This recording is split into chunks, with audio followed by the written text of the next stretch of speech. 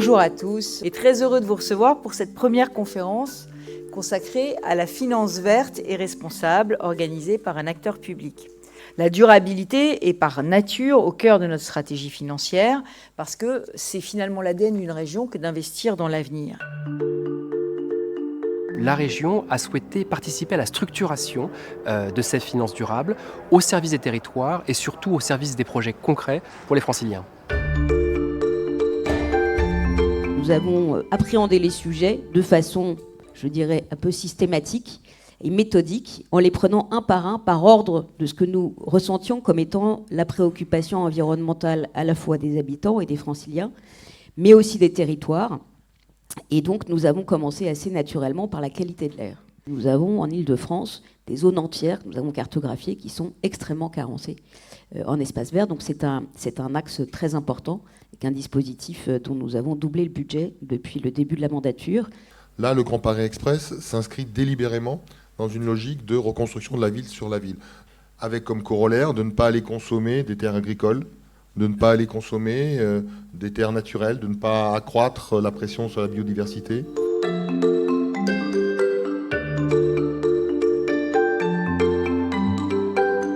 L'État a pu s'appuyer en cela sur l'exemple précurseur des collectivités locales. Je pense notamment à l'engagement de la région Île-de-France qui, depuis 2012, a développé les obligations vertes pour financer des projets très concrets en faveur de la transition. Les leviers évidents du développement de ce marché pour les régions seront l'accès à un soutien technique, seront l'accès à une compréhension des notions d'impact et pourquoi pas l'utilisation de l'outil objectif du développement durable, donc les fameux 17 ODD, comme un outil de démonstration de l'impact environnemental et social de l'action des régions.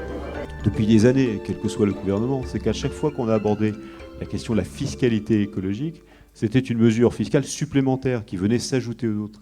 Elle n'était pas centrale, elle ne conduisait pas à faire des choix qui soient vraiment différents. C'est la raison pour laquelle, avec ma collègue, on a souhaité que la fiscalité écologique ne soit pas un étage supplémentaire en ce qui concerne la fiscalité, mais soit le socle même, la fondation même de la fiscalité.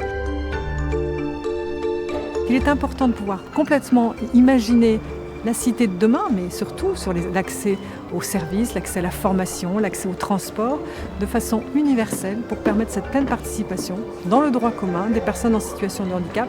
C'est donc un vrai levier d'investissement social.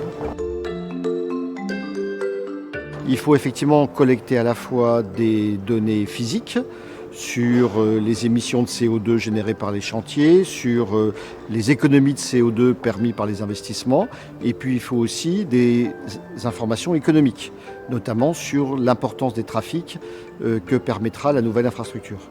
Et l'émetteur s'engage à faire du reporting sur l'utilisation de cette obligation et également sur sa mesure d'impact.